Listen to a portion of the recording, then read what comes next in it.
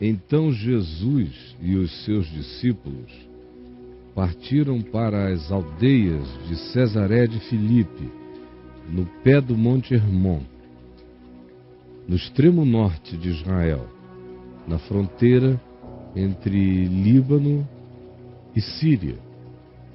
Naquele lugar, a caminho de lá, Jesus lhes perguntou: quem dizem os homens que eu sou? Estão falando sobre quem eu seja. O que vocês ouvem por aí? E os discípulos disseram: olha, tem gente que diz que tu és João Batista, que acabou de morrer, como se tu tivesses recebido uma infusão do Espírito de João. Tem gente que diz que tu és Elias. Tem outros que dizem que tu és Jeremias, alguns dos profetas. Tem muita conversa a teu respeito, muita interpretação. Muita interpretação.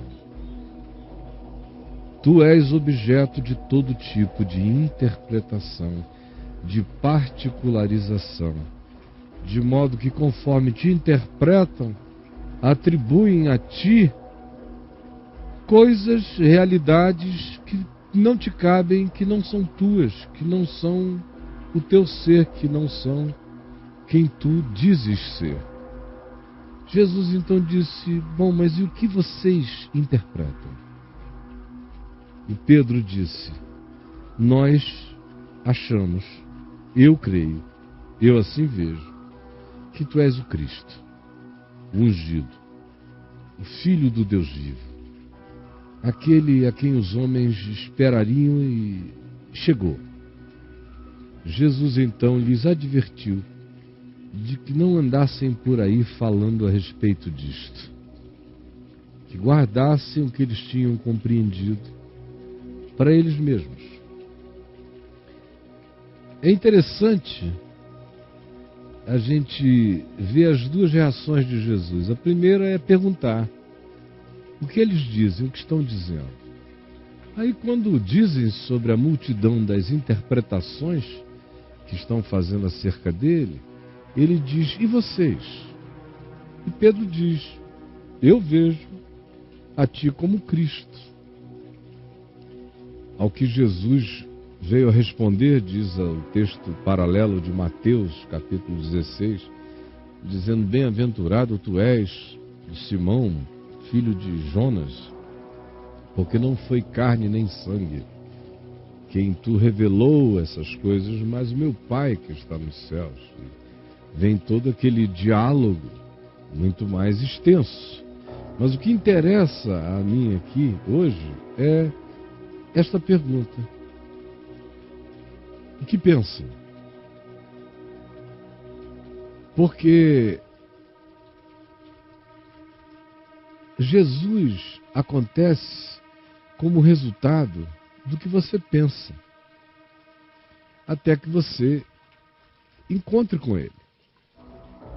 Aí alguém diria: mas isso é de uma construção psicológica existencial totalmente subjetiva. Como alguém encontrará com Jesus? Bom, se você não crê que ele é um ente histórico que viveu, se você pensa que ele foi uma construção de mentes humanas que elaboraram essa figura tão extraordinária e inimitável, não desafiável, para além de toda e qualquer comparação, mas foi uma produção humana, então não há nem por que você perder tempo com qualquer coisa vinculada a Jesus, se é isso que você pensa. Ele não existiu, então por que eu orarei para quem nunca veio? Por que eu esperarei que volte quem nunca esteve? Por que perderei meu tempo aprendendo sobre a vontade de um que nunca foi, que nem é, que nem existiu? Só se realmente eu me entregar à insanidade absoluta. Mas, para quem crê que Jesus não é uma subjetividade projetada, Pode ser. O é para aqueles que nunca o conheceram, que ficaram com o nome e construíram imagens. Pegaram o melhor do pai, o melhor do avô, o melhor do sacerdote que conheceram na infância, o melhor dos melhores, jogaram nele, fizeram uma síntese e construíram para si um ídolo de adoração subjetiva, o melhor dos melhores, chamado Jesus. Jesus conforme uma legião de pessoas, de significados que você amontoou e compactou naquela vontade do bem que nasce de dentro de você. Mas esse não é Jesus. Pode ser a cara de João Batista, mas não é Jesus. João Batista era um cara legal, mas não era Jesus. Elias era um cara interessante. Não posso nem dizer que Elias era um cara legal. É o tipo do cara que não devia ser ideal para a gente passar um dia com ele batendo um papo.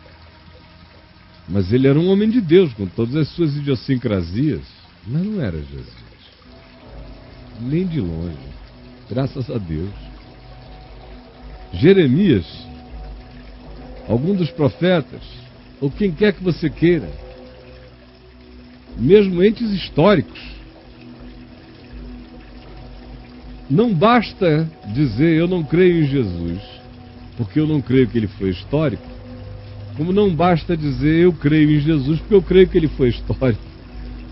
Porque mesmo aquele que diz que Jesus foi tão histórico quanto João Batista, Jeremias ou Elias, ainda está na mesma perspectiva de fazer uma construção igualmente subjetiva, baseada na sua interpretação religiosa, ou na sua ignorância, ou nas sínteses que você foi fazendo das informações desconexas que você foi obtendo, ou mesmo as sínteses que você tenha feito, as melhores possíveis à luz do Evangelho, ainda estão sujeitas ao filtro emocional, psicológico dos seus traumas, dos seus olhares machucados, das suas dores, das suas interpretações mais emocionais e psicológicas do que relacionadas a qualquer observação mais isenta, objetiva, porque entre a objetividade de um acontecimento e a minha interpretação existo eu,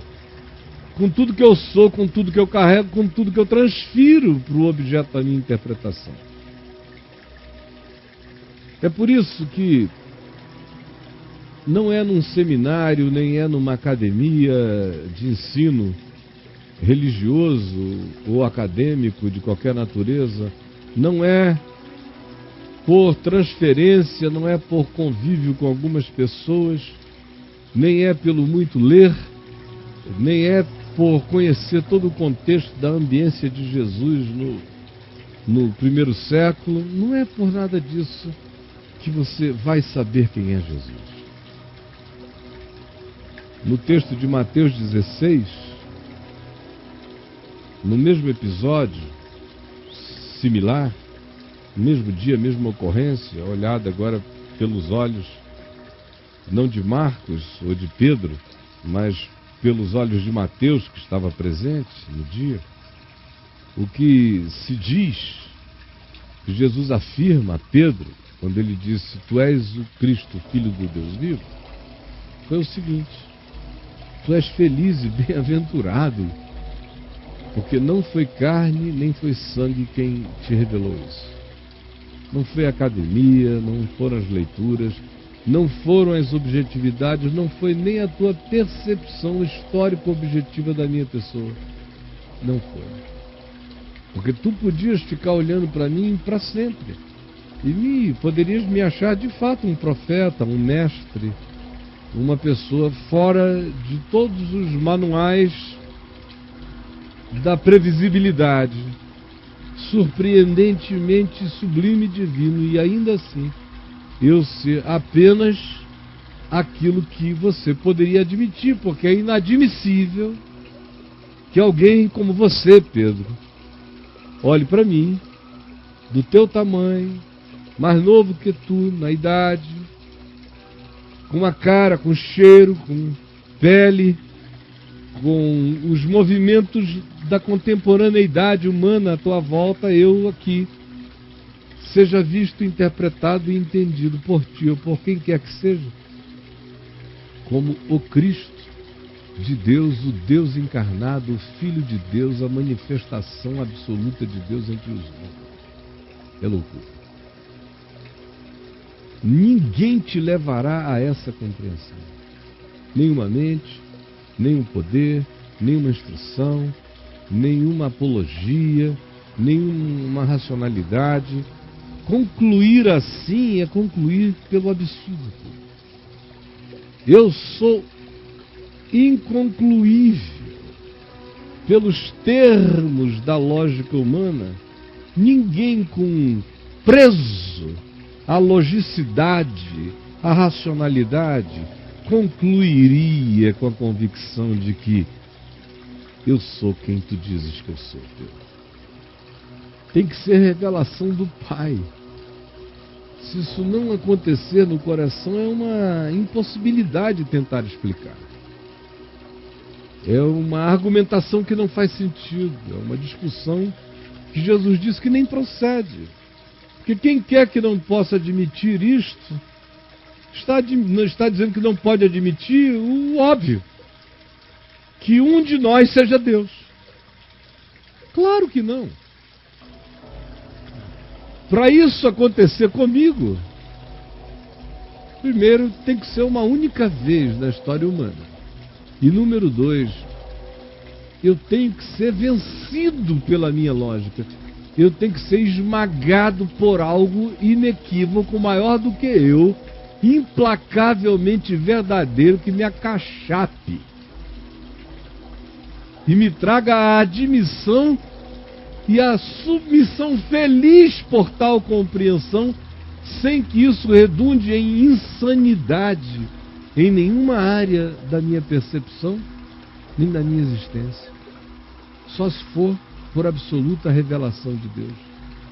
Porque se for trabalho de carne, de sangue, de cristianização, de evangelização religiosa, de transferência de conteúdos, Jesus disse: vocês se tornam como aqueles fariseus que rodam o mundo inteiro projetando os traumas de vocês, mágoas de vocês, interpretações de vocês em nome de Deus para os outros, e depois tornam esses que vocês supostamente fizeram discípulos do Eterno em entes infinitamente mais piorados do que eles eram antes, e 2 vezes mais filhos do inferno do que jamais poderiam ser, só por causa desse convívio perverso, dessa evangelização bostificante,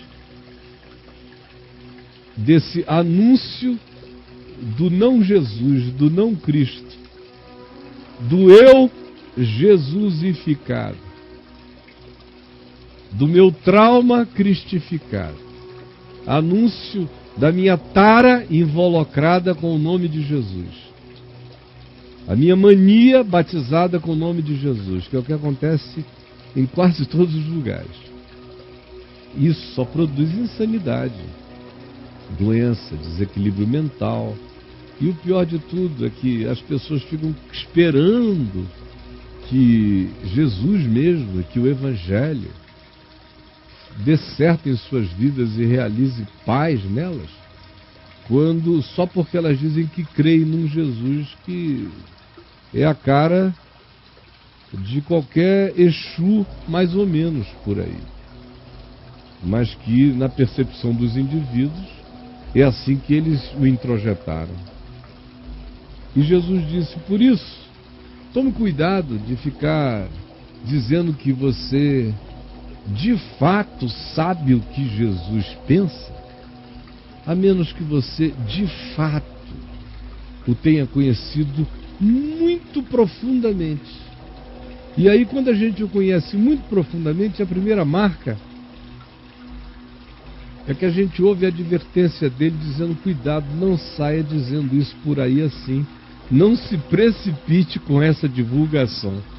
para você não multiplicar equívocos. Jesus não tem pressa em ser anunciado, porque toda pressa no anúncio de Jesus quase sempre faz com que se anuncie um Jesus em estado de subversão, um Jesus em estado de perversão, um Jesus desjesusificado do seu conteúdo do Evangelho e do seu significado como Deus entre nós. A religião faz isso melhor do que ninguém. Tirar Jesus da alma dos que invocam o nome Jesus sem Jesus. A religião faz isso melhor do que qualquer demônio. Ela tem essa capacidade de misturar Jesus com construções passadas. Jesus com Moisés, Jesus e Moisés, Jesus e João Batista, Jesus e Jeremias, Jesus e mais alguém. Tudo que você crê é um Jesus e mais um monte de coisas, porque Jesus mesmo, até quando se sabe quem ele seja, ou se crê aonde se tem a fonte dessa informação objetiva, confiável, ainda assim as pessoas querem essa informação mais o resto contado e narrado pela Bíblia, que na maioria das vezes não combina com Jesus. A história de Jesus está dentro do conjunto de livros dessa biblioteca, chamada Biblos, ou Bíblia. Mas foi posto bem depois. Não estava. E na realidade, sinceramente falando, a cada dia que passa me dá mais a impressão de que a primeira coisa que todo mundo que não é judeu deveria ler era exclusivamente o Novo Testamento. Porque, meu Deus, esse negócio do cara não entender o velho, não compreender Jesus, e porque tanto Moisés quanto Jesus dividem a mesma Bíblia, a mesma biblioteca, que é uma parede da biblioteca que é outra. E aqui estão os livros. Como Jesus e Moisés estão enfiados aqui, Moisés no início, depois vem escribas de Israel, depois vem Davi, depois vem Salomão, profetas, aí começa Jesus daqui para cá e depois os apóstolos. Como está todo mundo no mesmo pacote, entre as prateleiras, a prateleira A e a prateleira B, Jesus ficou preso aqui dentro. Jesus ficou do tamanho do resto aqui. De fato, quem é maior é a Bíblia, que abraça Moisés daqui e abraça Jesus de lá. E todo mundo está dentro da Santa Escritura Sagrada, que ficou assim depois de Gutenberg, nos últimos 500 anos. Antes Deus não tinha conseguido isto. Mas agora está aqui, Jesus sob o livro. Então, se Jesus pergunta hoje, que dizem os cristãos que eu sou? O que você acha que se diria com honestidade? O que você acha que se diria com honestidade? Você teria que dizer que Jesus é o ser mais importante da Bíblia. Que na Bíblia ele tem o papel de ser salvador dos homens. De que? A gente não sabe exatamente do que salva. Assim, se for evangélico, ele salva de não fumar e não beber e não dançar e não jogar. Pelo menos no passado era assim, hoje já nem tanto. Mas não salva de nada, não. Salva de não ser católico. Salva de não ser espírita. Salva de não ser outra coisa. É isso. Jesus, tu és aquele que salva a gente de não sermos as outras coisas. Tu és aquele que nos prendes dentro da casa de Deus para que o mundo não nos contamine. Agora, sem Moisés e Velho Testamento, o Senhor é meio frouxo. O Senhor é meio frouxo, Senhor Jesus. A gente não pode abrir mão de Moisés, não pode abrir mão de pedradas, de ameaças, de muito medo, de muito inferno, de muita desgraça e de muita maldição, porque essa coisa de graça, perdão, inclusividade, misericórdia, esse trato não faz as pessoas virarem soldadinhos de Deus na igreja. não faz as pessoas se oferecerem para serem gladiadoras de Cristo. Esse teu modo de tratar não gera militância. Gera amor engajado, mas não alucinado, nem dependente das ordens e do comando do manda-chuva.